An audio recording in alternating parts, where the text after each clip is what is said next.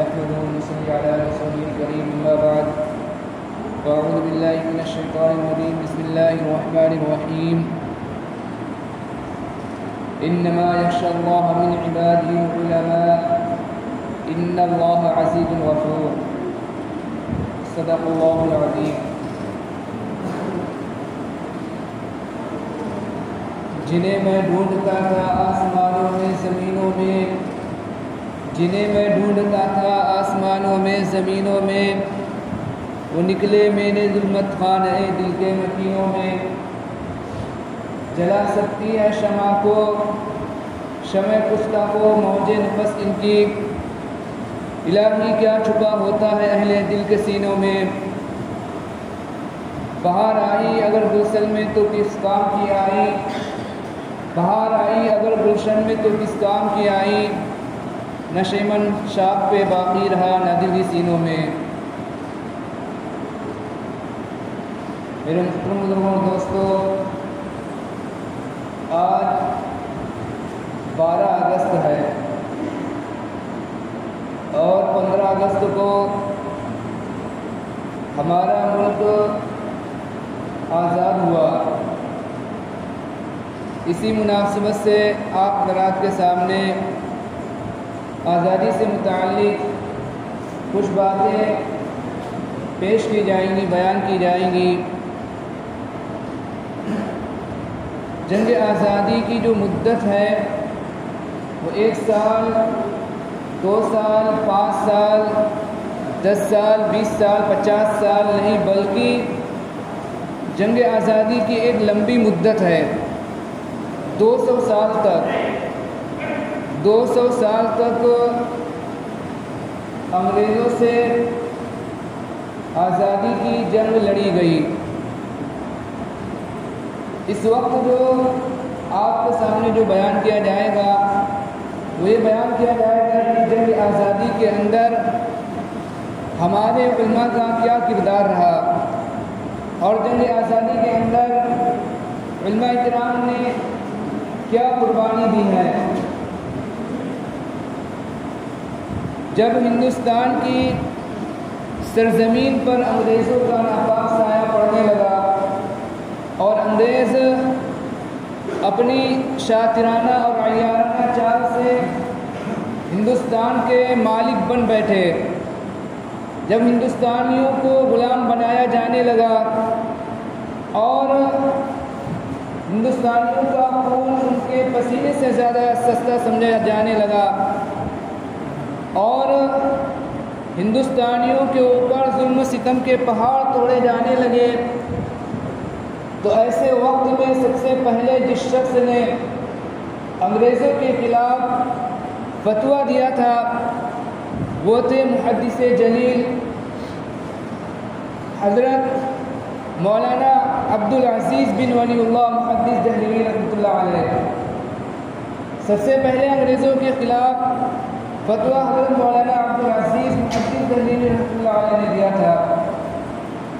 آپ کا فتویٰ انگریزوں کے اوپر بجلی کی طرح گرا اور انگریزوں کی جو نیندیں تھیں وہ حرام ہو گئی، انگریزوں کا چین و سکون چھن گیا، جگہ جگہ آزادی کے پرچم لہرانے لگے، جگہ جگہ آزادی کے شعلے بھڑکنے لگے اور سینوں کے اندر ولولے مچنے لگے اور لوگوں نے آزادی کے خاطر اپنے آپ کو پیش کرنا شروع کر دیا.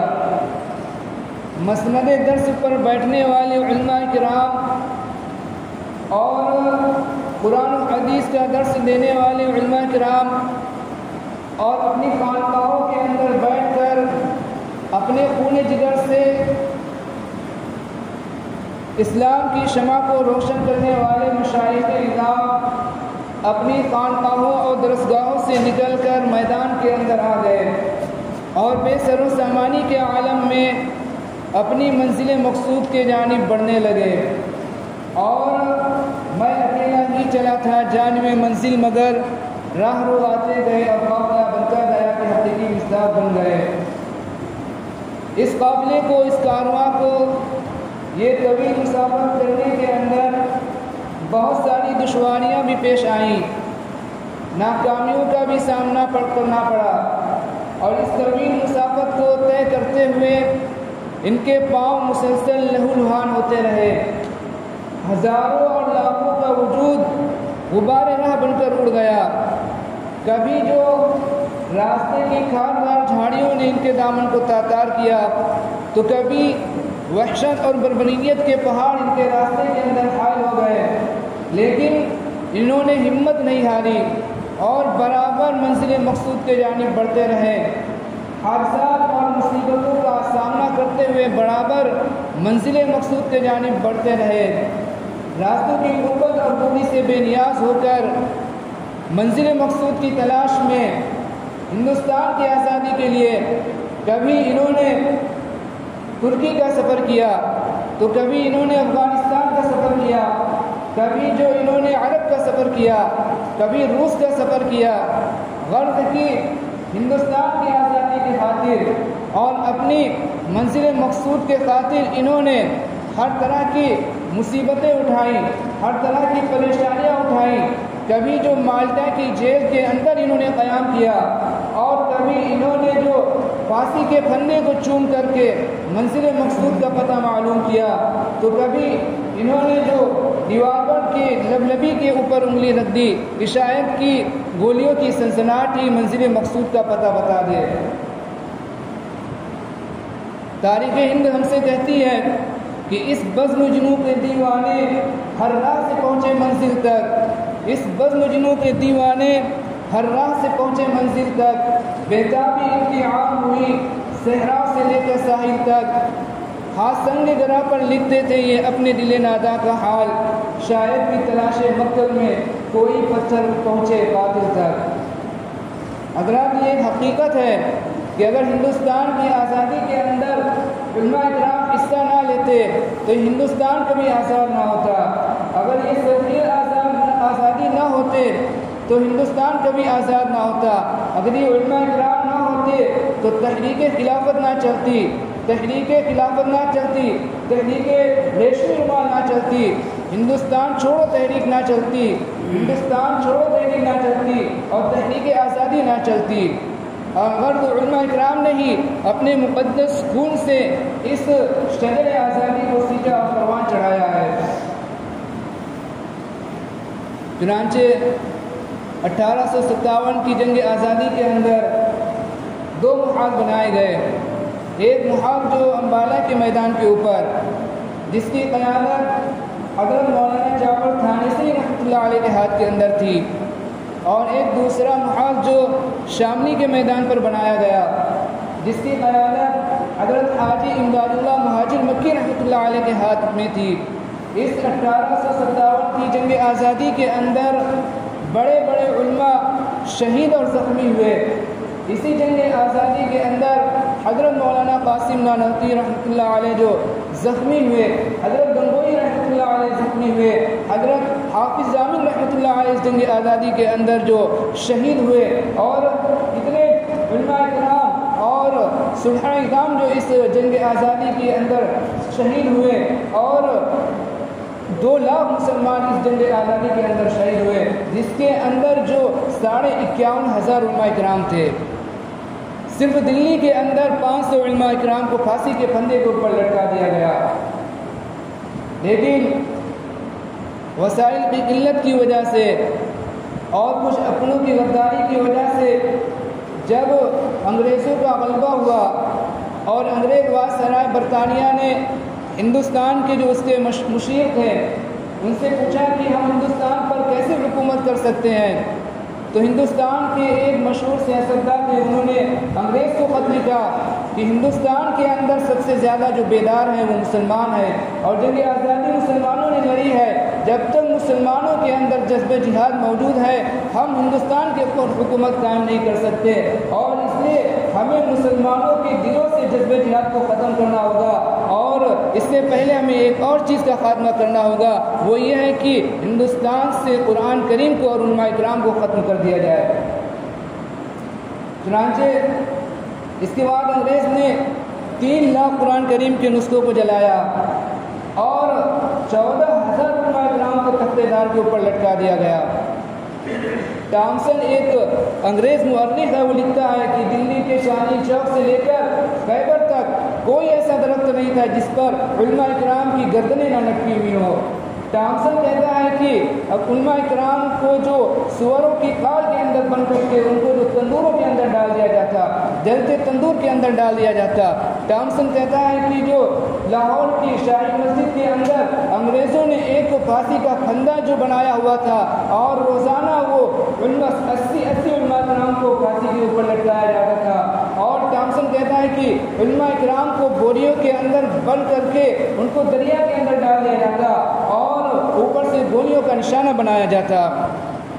और यही अंग्रेज़ मौलिक टॉमसन कहता है कि एक मरतबा मैं जब अपने दिल्ली के अंदर अपने खीमे के अंदर गया तो मुझे मुर्दार के जलने की बू महसूस हुई।